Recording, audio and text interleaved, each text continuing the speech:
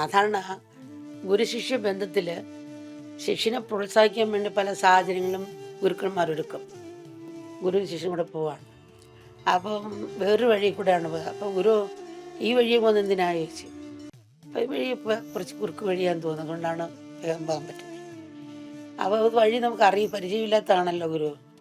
നമുക്ക് ചോദിച്ച് പോവാം. അപ്പം ഒരാളോട് ചോദിച്ച് ഇന്നടുത്ത് എത്താൻ എത്ര സമയം എടുക്കും? കുറച്ച് പോയാൽ ഇച്ചിരി നടന്നാൽ മതി എന്ന് പറഞ്ഞു. അത് നടന്നു. അരമണിക്കൂർ കഴിഞ്ഞ് എങ്ങും കണ്ടുപിടിച്ചില്ല. അടുത്തുള്ളടുത്ത് അവിടെ എത്താൻ എത്ര സമയം കൊണ്ടുവരും ഇന്നടുത്ത് പോകാൻ? ഇച്ചിരി നടന്നാൽ മതി, കുറച്ചുകൂടെ. പിന്നെ അരമണിക്കൂർ നടന്നു. ഇങ്ങനെ കുറേ പേരോട് ചോദിച്ച് 10-15 പേരോട് ചോദിച്ചു. ഗുരു മനഃപൂർവ്വം ഈ വഴിയെ കൊണ്ടുവന്നാണ്. കാരണം ഇവർ മടിയന്മാരായിട്ടുള്ളവരാണ്. ഇത്ര ദൂരം ഉണ്ടെന്ന് കേട്ടാൽ ആരും ആ വഴി വരാൻ തയ്യാറാകത്തില്ല, നടന്നു വരാൻ. പിന്നെ ഇച്ചിരി ഉണ്ടെന്ന് കേട്ടപ്പോൾ പിന്നീട് നടന്നു. പിന്നെയും തളരുക. പിന്നെയും ചോദിച്ചപ്പോൾ ഇച്ചിരി ഉള്ളെന്ന് പറയുമ്പോൾ ഉന്മേഷം കിട്ടിപ്പോയി. അങ്ങനെ ഉന്മേഷം എടുപ്പിച്ച് സ്ഥലത്തെത്തിച്ച്. അപ്പം ഇങ്ങനെയൊക്കെ ആയിരിക്കും ഗുരുക്കന്മാർ ശിഷ്യരോട് വളർത്തിക്കൊണ്ട് പോകുന്നത്. ഇങ്ങനെയൊക്കെയുള്ള രീതിയിലായിരിക്കും. എപ്പോഴും മടിയാണല്ലോ നമുക്ക്. അപ്പോൾ ആ മടിയിൽ നിന്ന് മാറ്റാൻ ഇങ്ങനെ പറയും, കുറച്ചേ ഉള്ളൂ. അപ്പോൾ ഇതിന് ഇച്ചിരിയല്ലേ ഉള്ളെന്ന് വെച്ച് നമ്മൾ നടക്കും. ഇത് നമ്മൾക്ക് തന്നെ ഉണ്ടായി. മരത്തമല കയറിയ സമയത്ത് അപ്പോൾ നമ്മൾ ഗ്രൂപ്പായിട്ട് കയറി. അപ്പോൾ എല്ലാവരുടെയും കാല് കൊഴിഞ്ഞ് നീര് വയ്ക്കാൻ തുടങ്ങി. അപ്പോൾ ഇതിൽ ഇച്ചിരി ഉള്ളു കേട്ട് അവസരം മുകളിലെത്തി. പക്ഷെ എല്ലാത്തിനും കാല് നീര് വെച്ച്, പക്ഷെ എത്തേണ്ടടുത്ത് എത്തി. നമ്മളെ പ്രോത്സാഹിപ്പിക്കാൻ എന്താണ് ഉള്ള മാർഗം ഗുരു നോക്കിക്കൊണ്ടേയിരിക്കും. എല്ലാവർക്കും കൂടുതലും ഉറങ്ങാനാണ് ഇഷ്ടം, ഉണരാൻ ഇഷ്ടമുള്ളതല്ല. ഇഷ്ടമില്ലാത്തൊരു കാര്യത്തേക്ക് വലിച്ചയക്കുന്ന പോലാണ് ആധ്യാത്മമാർഗത്തിലേക്ക് തിരിക്കുക എന്നുള്ളത്.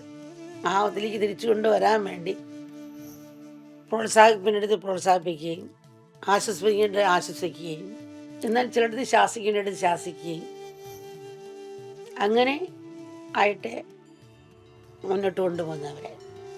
ഗുരു ഒരു കരഞ്ഞ കയറ് പോലാണ്.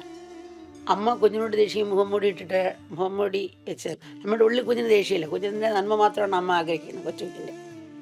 അപ്പം അതുപോലൊരു ഗുരു എന്ന് പറയുമ്പോൾ അതിനുപരിയാണ്. അവൻ വിജയിക്കണം, ആ ഒരു രീതിയിൽ. അപ്പോൾ വിജയിക്കണമെന്ന് മാത്രമേ ഉള്ളൂ. അപ്പോൾ അർജുനൻ വിജയിക്കണമെന്നാണല്ലോ കൃഷ്ണൻ ഉണ്ടായിരുന്നത്. അപ്പോൾ സാധാരണ മനസ്സുകൊണ്ട് നോക്കുമ്പോൾ നമുക്ക് ഈ ഗുരു കുറുവനാണ്, തെറ്റാണെന്നൊക്കെ തോന്നിപ്പോകും. ഒരു പൂന്തോട്ടം നോക്കാൻ ഏൽപ്പിച്ചിരിക്കുകയാണ് ഗുരുവിനെ.